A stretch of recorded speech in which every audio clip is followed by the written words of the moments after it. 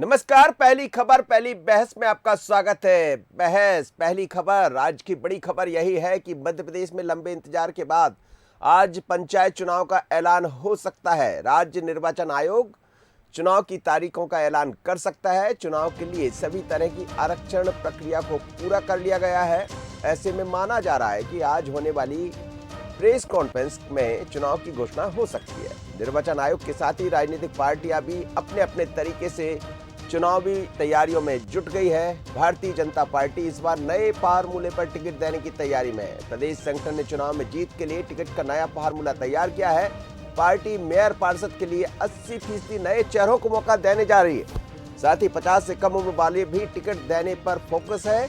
इसके अलावा पढ़े लिखे बुद्धिजीवी, डॉक्टर, प्रोफेसर और सीए को प्रॉपर्टी के साथ देखा जाएगा। लेकिन बड़ी बात यह है कि पार्टी ऐसे लोगों को प्राथमिकता देगी कि आखिर किन लोगों को अपना प्रत्याशी बनाया जाए जिसकी छवि समाज में बेहतर हो। वैसे भी नगर पालिका पार्षद के जब चुनाव होते हैं तो छवि बड़ी महत्वपूर्ण होती है, क्योंकि ये व्यक्तिगत चुनाव होते हैं। पार्टी जरूर सिंबल पर लड़ाएगी चुनाव नगर पालिका, नगर पंचायत और नगर निगमों में, लेकिन महत्वपूर्ण होता है चेहरे। त्रिस्तरीय पंचायत चुनाव को लेकर तैयारियां पूरी है।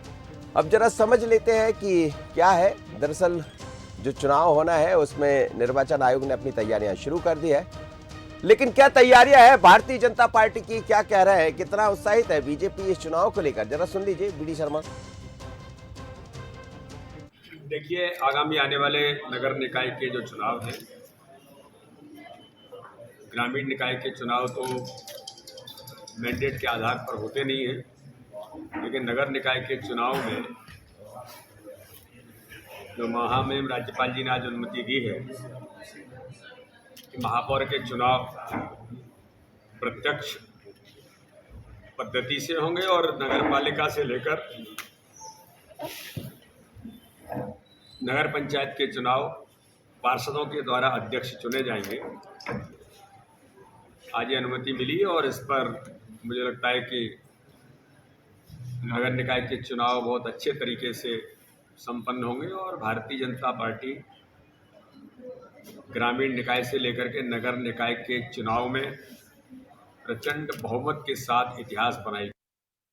चलिए, तो बीजेपी का दावा है प्रचंड बहुमत के साथ इतिहास बनाएगी, लेकिन चीजें बदली है। पहली बार 22 साल के बाद चुनाव की प्रक्रिया बदली है। खासकर ये तय हुआ है, नया अध्यादेश जब जारी हुआ तो अध्यादेश के जरिए भारतीय जनता पार्टी महापौर को सीधे तौर पर यानी जनता चुनने जा रही है। अप्रत्यक्ष तौर पर नगर पालिका और नगर पंचायत के लोगों को चुना जाएगा। तो फिर ये क्यों?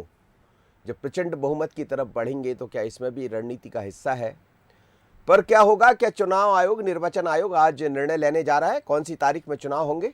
चलिए इस पर बात करेंगे। सनवर पटेल है मेरे साथ, भारतीय जनता पार्टी के प्रवक्ता, सीधा जोड़ रहे हैं। साथ ही जितेंद्र मिश्रा जी है, कांग्रेस के प्रवक्ता। आप दोनों मेहमानों का बहुत स्वागत है।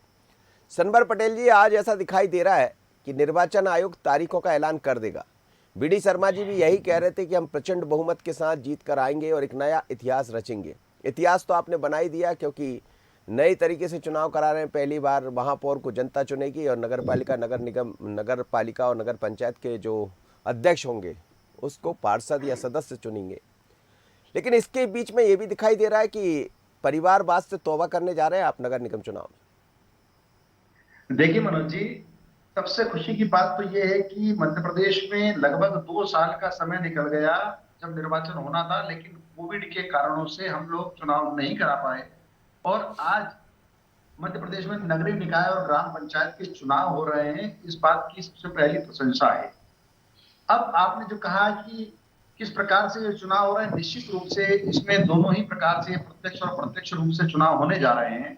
और जैसा इस चुनाव की घोषणा मतलब अध्यादेश के एक दिन पहले सम्माननीय प्रदेश अध्यक्ष जी ने कहा था कि भारतीय जनता पार्टी अपनी सक्रियता के बूते दोनों ही स्थिति में चुनाव के लिए पूरी तरह तैयार है, चाहे प्रत्यक्ष से हो चाहे अप्रत्यक्ष से हो। लेकिन अब जब स्थिति साफ हो गई है तो निश्चित रूप से भारतीय जनता पार्टी अपनी सक्रियता के बूते पर तैयार है। रही बात, आपने प्रश्न किया कि परिवारवाद, तो परिवारवाद को सदैव भारतीय जनता पार्टी के प्रदेश अध्यक्ष सम्माननीय विष्णुदत्त शर्मा जी ने इस प्रकार से डिफाइन किया है कि परिवारवाद मतलब किसी का बेटा होना, किसी का पोता होना, इसलिए उसको टिकट दे दिया जाए, ऐसा बिल्कुल नहीं। भारतीय जनता पार्टी में ऐसा परिवारवाद नहीं चलता है। पर साथ में उन्होंने ये भी कहा है कि अगर कोई कार्यकर्ता समाज क्षेत्र में लगातार काम कर रहा है, लंबे समय से काम कर रहा है, तो सिर्फ उसका टिकट इसलिए नहीं कटेगा कि वो किसी के परिवार का है। तो ये भारतीय जनता पार्टी की इस मामले में बहुत नीति साफ है। भारतीय जनता पार्टी अपने जीतने वाले को टिकट देने का काम करेगी। जितेंद्र मिश्रा के पास चलता हूं। जितेंद्र जी, भारतीय जनता पार्टी का दावा है कि उनकी अपनी तैयारियां पूरी है और तैयारियों के साथ नए फार्मूले पर बीजेपी बढ़ने जा रही है। कांग्रेस का क्या फार्मूला होगा? निर्वाचन आयोग संभावना यही जाहिर की जा सकती है कि जब प्रेस कॉन्फ्रेंस होगी तो आज कार्यक्रम भी तय हो जाएगा।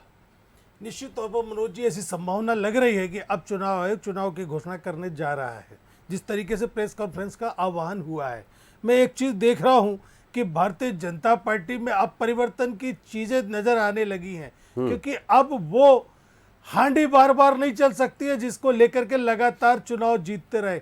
2022 का दौर, 2023 का दौर है, जब युवाओं के हाथ में इंटरनेट है और वो एक एक चीज का आंकड़ा जुटा लेते। अभी तक आपने देखा, सरवर जी ने भी कहा कि 2-2.5 साल हो गए, चुनाव लगातार टाले गए। इसके पीछे ये कारण है, कोई कोरोना कारण नहीं था, इसके पीछे बढ़ती हुई महंगाई, बढ़ता हुआ भ्रष्टाचार, बेरोजगारी सबसे बड़ा कारण था, जिसको लेकर के सरकार चुनाव से भागने का प्रयास कर रही थी। एक नया झुंझुना सुना मैंने आज कि बुद्धिजीवियों को शामिल किया जाएगा, प्रोफेसर, डॉक्टर, सीए लेकर जाएंगे। मुझे ये समझ में नहीं आ रहा, अभी तक किसके भरोसे आप चुनाव लड़ रहे थे? आज भी आपको उन्हीं की जरूरत है जो सिर्फ जिंदाबाद का नारा लगाएंगे, जो सवाल खड़े नहीं करेंगे कि महंगाई पर आपने क्या किया, बेरोजगारी पर आपकी क्या दिशा है और भ्रष्टाचार पर कैसे अंकुश लगाएंगे। रोजाना नए भ्रष्टाचार के आंकड़े मध्य प्रदेश में जी। आज देखिए, ये जो झुंझुना आया है बुद्धिजीवियों का, ये सवाल भारतीय जनता पार्टी की सरकार से करेंगे कि अभी तक महंगाई पर कंट्रोल क्यों नहीं हुआ। तमाम सवाल उठाने की स्थिति में बुद्धिजीवी होता है। मुझे ये समझ में नहीं आया कि ये कैसे लेकर के आएंगे और कैसे करेंगे। एक बड़ी अच्छी बात मनोज जी, एक बड़ी अच्छी बात आई, 50% युवाओं को देने की बात भारतीय जनता पार्टी ने स्वीकार तो की। अब एक चीज और कहा था, परिवारवाद से कैसे बचोगे आप? परिवारवाद में आपने ऑटोमोबाइल एजेंसी में बैठे हुए एक मुख्यमंत्री के पुत्र सुरेंद्र पटवा को विधायक बना दिया और कहते हैं परिवारवाद से दूर जाएंगे। हाँ। ओम प्रकाश सकलेचा का संगठन में क्या योगदान मनोज जी, मेरी समझ में नहीं आता है कि आज फिर झूठ बोलने की जारी श्रृंखला कर दी भारतीय जनता पार्टी ने। इस बार दूर जाने की बात कर रहे हैं जितेंद्र जी। देखिए मनोज जी, कथनी और करनी में यही अंतर है भारतीय जनता पार्टी की। आप ये बताइए कि मेरे पास एक नहीं 1000 की सूची है परिवारवाद की भारतीय जनता पार्टी की, किस हिसाब से दूर करोगे? आप कौन सा फार्मूला लेके आओगे? देखिए, सवाल इस बात का है कि जब तक धार्मिक भावनाएं भड़का करके, जब सांप्रदायिक बात करके आपको वोट मिलेगा तो आप चलिए साहब, मैं लौट रहा हूँ, आप दोनों की तरफ भी लौट रहा हूँ। यही चुनाव है, चुनाव में ऐसी बहस तो चलती रहेगी, हमारा तो कार्यक्रम ही वही है। जी मृगेन जी मेरे साथ जुड़ गए हैं, वरिष्ठ पत्रकार हैं। नमस्कार, बहुत स्वागत है आपका मृगेन जी। लेकिन जो दिखाई दे रहा है मृगेन जी, क्या ये मान लिया जाए कि निर्वाचन आयोग आज तारीख घोषित कर देगा? प्रेस कॉन्फ्रेंस तो बुला ली है। देखिए, आनंद फानंद जिस तरह से प्रेस कॉन्फ्रेंस बुलाई गई है तो संभावना यही व्यक्त की जा रही है कि चुनाव कार्यक्रम की घोषणा कर दी जाएगी, क्योंकि जो सुप्रीम कोर्ट के भी निर्देश थे वो थे कि 25 तारीख तक चूँकि आरक्षण की प्रक्रिया पूरी हो गई, तो उसके एक सप्ताह के अंदर, मतलब 31 तो इनकी लास्ट है, 31 मई तक हर हालत में घोषित करना ही होगा। तो अगर कल कर, क्योंकि बरसात जिस तरह से मौसम वैज्ञानिकों के अनुसार मानसून थोड़ा सा पहले आ सकता है, तेज बारिश हो सकती है पहले दौर में, जल्द से जल्द चुनाव कराने के उसमें इनकी कोशिश होगी कि किसी तरह कम से कम जून महीने में पंचायत चुनाव से निपट ही जाए। आपके पास तो खबरें भी होती है, प्रशासनिक खबर तो मृगेन जी के पास ही होती, तो क्या कुछ दिखाई दे रहा है आपको? कितने चरणों में हो सकते हैं चुनाव? क्या कुछ दिखाई देगा नया? देखिए, पंचायत चुनाव तो 3 चरणों में होंगे ज़्यादा ज़्यादा, और नगरीय निकाय चुनाव 2 चरणों में होंगे। जो चल रहा हो सकता है कि अभी 1-2 चरण के पंचायत चुनाव जल्दी करा के उसके बाद बीच में एक नगरीय निकाय चुनाव करा के तीसरे चरण की बाद में कराएं मौसम के हिसाब से, ये चीज़ें भी हो सकती है। लेकिन अब चुनाव कार्यक्रम आज घोषित हो सकता है। पहले चरण के बाद मौसम की क्या स्थिति बनती है उस पर बहुत कुछ निर्भर करेगा कैसे चुनाव, क्योंकि सुप्रीम कोर्ट के आदेश में भी साफ लिखा हुआ है कि अधिसूचना तो आप सुप्रीम कोर्ट के निर्देश के 15 दिन के अंदर जारी कर देंगे जी। लेकिन चुनाव कराने के लिए आप स्वतंत्र हैं। मतलब आपको लगता है मौसम खराब है या और कोई ऐसी चीज़ है, बाढ़ आ गई, तो आप चुनाव की तिथियां इधर उधर कर सकते हैं। तो ये चुनाव आयोग पर निर्भर है, बहुत कुछ मौसम पर निर्भर करेंगे चुनाव का अंतिम चरण कब होता है। और कल मौसम ने थोड़ी सी करवट भी ली, कई जगह बारिश होते दिखाई भी दी है, तो ये चिंता भी होगी, एक चुनौती भी रहेगी निश्चित रूप से। हाँ, देखिए जैसे हुआ कि 31 मई तक केरल में मानसून टकरा जाएगा, तो आप मान चलिए मध्य प्रदेश में भोपाल में 10 से 15 जून 12-13 जून तक मानसून आ जाएगा। पूरे प्रदेश में 20 से 25 जून के बीच सक्रिय हो जाता है। और आप देखते हैं पहले दौर की जो वर्षा होती काफ़ी तेज़ होती है। तो गाँव में जो सबसे बड़ी दिक्कत आई चुनाव कराने के लिए, गाँव की स्कूलों की हालत है कि बहुत सारे स्कूल ऐसे हैं कि आप वहाँ पेटियाँ भी सुरक्षित नहीं रख सकते जी। और दूसरी दिक्कत ये भी होगी, बेचारे चुनाव कराने जाएंगे, पानी के पहला दौर होगा, सांप बिच्छू का भी डर रहता। ये सब बहुत चीज़ों को ध्यान रख के इस बार चुनाव कराने होंगे। लेकिन गरज चमक के साथ जो छींटे पड़ेंगे, भारतीय जनता पार्टी गरज बरसने जा रही है और नए लोगों को मौका देने की तैयारी में। एक राजनीतिक सवाल भी आपसे, करीब 80% नए चेहरों को उतारने जा रही है, जिसमें युवा चेहरे भी होंगे, डॉक्टर्स होंगे, इंजीनियर होंगे, पढ़े लिखे बुद्धिजीवियों को मौका देंगे। तो ये कैसे हो पाएगा? देखिए निश्चित रूप से ये अगर कोई भी भारतीय जनता पार्टी अगर करती है, निश्चित रूप से बहुत ही स्वागत योग्य कदम है। और मैं तो कहूँगा अधिक से अधिक युवाओं, पढ़े लिखों, इंजीनियर, डॉक्टर, सीए, वकील अगर ये निश्चित रूप से राजनीति में आते हैं तो निश्चित रूप से ये मध्य प्रदेश या देश के लोकतंत्र के लिए अच्छा संकेत है। क्योंकि कोई पढ़ा लिखा आदमी आता है तो हर चीज़ समझता है, विकास की उसकी एक अलग सोच होती है। जो कोई आदमी अगर लगातार गांव में रहे और वो आगे ना निकले, दुनिया क्या है वो नहीं देख पाता, तो उसकी एक सोच अलग होती है। लेकिन कोई आदमी अगर पढ़ लिख कोई इंजीनियर बन गया, कोई डॉक्टर बन गया, कोई वकील बन गया या कोई और ऐसी जगह के लोग आते हैं पढ़े, निश्चित रूप से ये लोकतंत्र के लिए बहुत अच्छा परिणाम है। मैं तो कहूँगा कि दोनों दलों को अधिक से अधिक युवा, इंजीनियर, डॉक्टर, वकील, सीए या और पढ़े लिखे लोगों को मौका देना चाहिए, ताकि प्रदेश के विकास की को नई दशा मिल सके और नए लोग पढ़ के आएंगे। निश्चित रूप से अगर कोई इंजीनियर आता है तो अगर वो कोई मान लीजिए पार्षद बनता है या महापौर बनता है या जनपद अध्यक्ष उपाध्यक्ष बनता है या कोई पढ़े लिखे, तो निश्चित रूप से उसकी अलग सोच होगी। अब उसको कम से कम गांव के जो इंजीनियर आते हैं ये तो नहीं कह सकेंगे भैया गलत हो, खुद ही जब इंजीनियर रहेगा तो कम से कम निर्माण कार्यों में गुणवत्ता होगी या और चीज़ें जो प्रोजेक्ट रिपोर्ट बनेगी उस पर भी हस्तक्षेप कर सकता है कि नहीं ये 10 करोड़ का प्रोजेक्ट है, आप इसको 15 करोड़ जबरन कर रखते। ये सब चीज़ें ऐसी होती है, अगर पढ़े लिखे लोग होंगे तो निश्चित रूप से सुधार होगा, अब विकास को नई दिशा मिलेगी। जी सनबर जी, यही प्लानिंग है कि भारतीय जनता पार्टी की, जैसा कह रहे हैं कि नए चेहरों को आप सर्वाधिक मौका देने जा रहे हैं, डॉक्टर, इंजीनियर, ऐसे लोगों के लिए संगठन ने अपनी तैयारियां कर ली और केंद्रीय जो आपका नेतृत्व है उसने साफ कर दिया है कि नए ऐसे लोगों को लेकर आइए जो समाज में एक अपनी छवि बनाकर रखते हो और उसी छवि के आधार पर टिकट दिए जाए। तो क्या इस तरफ बढ़ने जा रहे हैं? देखिए मनोज जी, बहुत स्पष्ट है कि आज भारतीय जनता पार्टी दुनिया की सबसे अगर बड़ी पार्टी है तो ऐसे ही नहीं है। भारतीय जनता पार्टी ने सबका साथ और सबका विकास और सबका प्रयास भी इसमें जोड़ा है। तो इसमें सारे लोग सम्मिलित होते हैं, ऐसे युवा सम्मिलित होते हैं जो जिनकी ताकत और जिनकी ऊर्जा का लाभ समाज को मिले। और लेकिन साथ में ही जो अनुभव है, हमारे बड़े नेता हैं उनको छोड़ा नहीं जाता है, उनके अनुभव के साथ साथ युवाओं को जोड़ना। रही बात इस प्रकार की कोई गाइडलाइन बनी है तो ये अखबार की खबर है कि गाइडलाइन बनी है। निश्चित रूप से बात सही है कि भारतीय जनता पार्टी पीढ़ी दर पीढ़ी नए लोगों को अवसर देने का काम करती है। और उदाहरण है सामने कि भारतीय जनता पार्टी ने अपने संगठन में मंडल की उम्र तय की कि मंडल अध्यक्ष और मंडल के पदाधिकारी 35 वर्ष से कम उम्र के ही होंगे।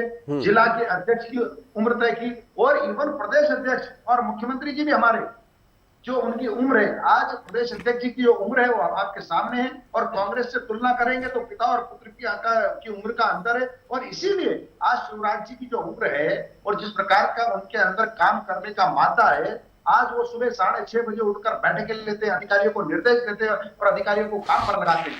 ये सब चीजें भारतीय जनता पार्टी में संभव है क्योंकि भारतीय जनता पार्टी नवाचारों के लिए काम करती है। नहीं, लेकिन नवाचार के साथ यदि आप नवाचार पर बढ़ेंगे, ये बात बिल्कुल ठीक है कि पढ़े लिखे लोगों को लेकर आइए, पर जो कार्यकर्ता जो लंबे समय से काम कर रहा होगा, यदि बाहर से लोग आ जाएंगे जिनको मौका मिल जाएगा, जो नया फार्मूला आपका कहता है, आप पार्टी का फार्मूला भी यही है और मुझे लगता है कुछ ना कुछ आपका असर भी आप पर दिखाई दे रहा है।